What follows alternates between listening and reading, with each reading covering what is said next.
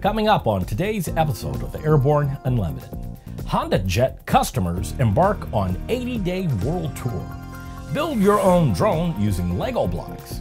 And Air Algeria grounds 2 pilots.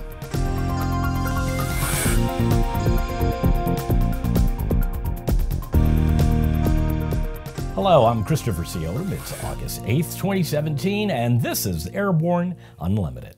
The HondaJet is taking part in a modern-day spin on the classic Around the World in 80 Days when a pair of customers take it on a global tour this month. Honda Aircraft's customers, Julian and Kim MacQueen, will fly their HondaJet to up to 26 countries as part of the tour they have entitled Around the World in 80 Stays. I am very excited that our esteemed customers decided to use the HondaJet for their world tour, said Honda Aircraft President and CEO Michimasa Fujino. I hope many people around the world get to see the HondaJet in person and see the high performance, quality, and reliability of the aircraft. We are very much looking forward to meeting lots of interesting people and learning about hotel service, cultures, and design in every country we visit to bring back to our hotel company, said Julian MacQueen. We selected HondaJet for this world tour based on its trustworthiness, user-friendliness, and comfort. The world tour will begin at Pensacola International Airport in Florida and conclude when they return to the U.S. in the middle of October. Honda Aircraft will post regular updates of the tour via its social media channels. Flybrix, a company founded in 2015, is offering kits that give Lego thinkers an opportunity to build their own drone out of the blocks.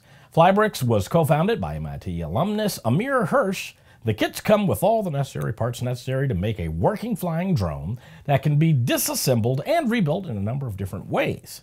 Along the way, builders learn about aerodynamics, electromechanics, and flight basics by building a drone from scratch. The aircraft can generally fly for about 5 minutes on a single charge. According to MIT, the company sold more than 8,000 kits in 2016. Nearly 500 kits have been sold to school systems around the world, with STEM-focused programs in Australia showing particular interest. The kits are targeted at kids 14 years old and older, Hirsch said, but he thinks there will be a lot of interest among young adults as well.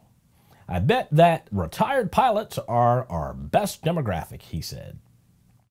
After the break, Air Algeria grounds 2 pilots. In collaboration with NASC, introducing Sonix Aerospace, bringing you the Taros Group 4 UAS, the redesigned Tiger Shark Block 4, and the Subsonics Twinjet UAS, all derived from flight-proven manned systems, not concepts, real aircraft. More at sonixaerospace.com.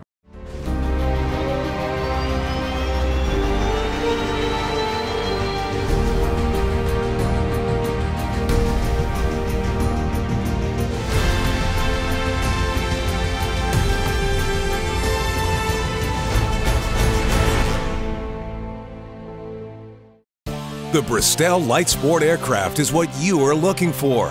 The Bristol is wider than a Cirrus, faster than a Skyhawk, offers more storage than a Husky, and comes standard with Garmin avionics. So what are you waiting for? Visit Bristol.com to find out how you can get into a Bristol today.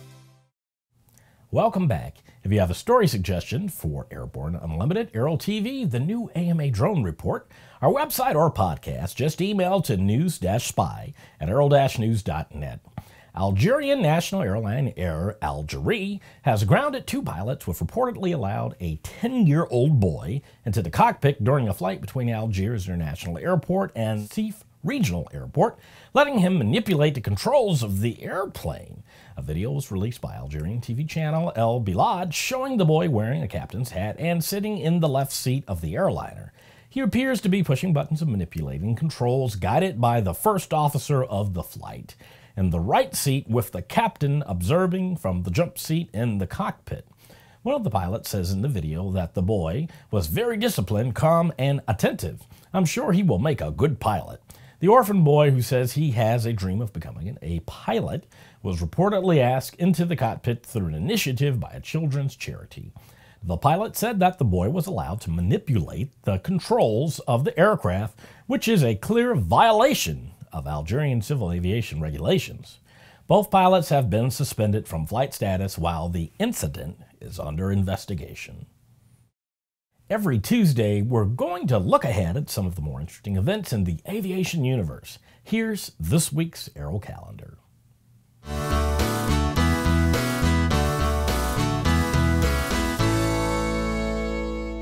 On the schedule for next month are 3 AEA industry conferences that are not to be missed by anyone in the avionics biz.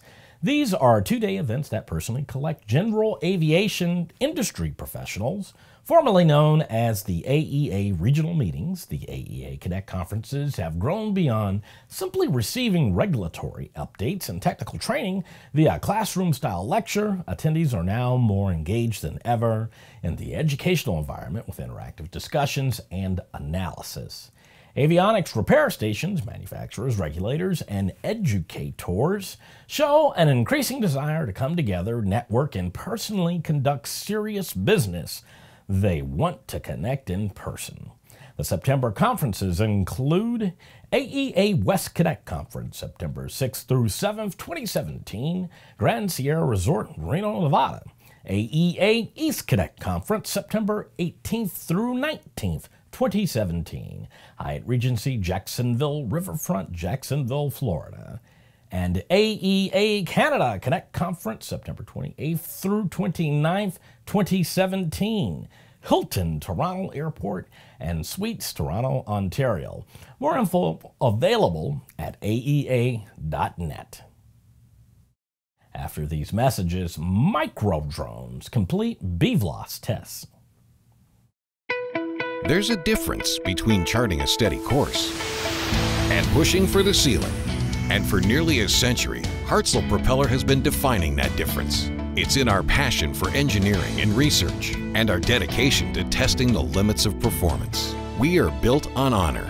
We are Hartzell Propeller.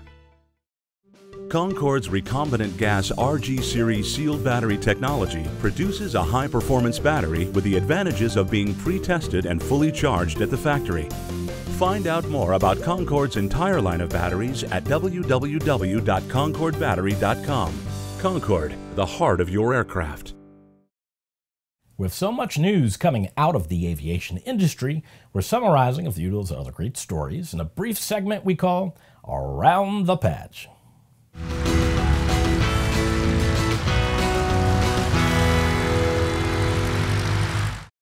Microdrones has completed a series of test flights that extended further than the operator could see beyond the visual line of sight.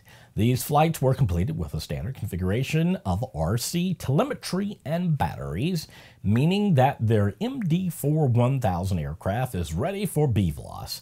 BVLOS flights are a significant achievement in the commercial drone industry. Legal only with special permission, a limited number of companies have performed such flights. Flying an Airbus will now be the next step in the career progression of many GoJet Airlines pilots. GoJet has entered into a pilot pathway program with Airbus operator Spirit Airlines that will guarantee GoJet pilots a first officer position at Spirit in as little as 2 years. GoJet pilots who are accepted into the pathway program will be eligible to transition to Spirit after 2 years of service. King Air Australia, Sikorsky, and Starflight Australia have signed an agreement worth up to $50 million to bring 10 Sikorsky UH-60 BlackHawk helicopters into Australia with options for an additional 10 aircraft. On August 21st at Local 1135 Jackson Hole, Wyoming, will be directly under the totality of the solar eclipse for 2 minutes 20 seconds, with the partial eclipse lasting for over 2.5 hours. Jackson Hole and the parks are expected to exceed all-time records for visitors, lodging, and traffic. This increased demand for the eclipse event is resulting in record private jet and charter aircraft traffic at the Jackson Hole Airport. The first next-generation modem from Gogo has been installed aboard a commercial airliner. The company says the proprietary features of the new modem will significantly increase throughput from the satellite to end users on the aircraft. The modem is capable of delivering more than 16 times the throughput of Gogo's existing modem. Well, that's it for today's trip around the patch. Now, let's get back to the rest of the news. Transport Canada has relaxed its rules for hobbyists flying unmanned aircraft.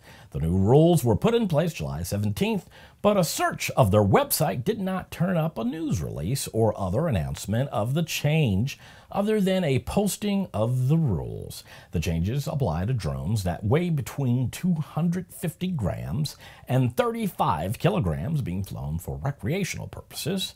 A hobbyist drone pilot may fly within 90 meters above the ground or lower. The aircraft must stay at least 30 meters away from vehicles, vessels, and the public for drones from 250 grams up to 1 kilogram. At least 75 meters away from vehicles, vessels, and the public for drones from 1 kilogram up to 35 kilograms. At least 5.5 kilometers from aerodrones, at least 1.8 kilometers away from heliports or aerodromes used exclusively by helicopters outside of controlled or restricted airspace, at least 9 kilometers away from a natural hazard or disaster area. The aircraft can be flown day VFR and remain within the operator's sight at all times. It must be within 500 meters of the operator and be clearly marked with the owner's name, address, and telephone number. Violators of the rules can face a fine of $3,000. Well, that's our program for today. Remember that Airborne Unlimited stream daily, Monday through Friday, with additional breaking news bulletins for important stories that fall outside our normal deadlines. If you're watching us on YouTube, please subscribe, and do check us out on Facebook and Twitter. Get comprehensive, real-time, 24/7 coverage of the latest aviation and aerospace stories. Anytime at aero-news.net. Keep flying. We'll see you tomorrow.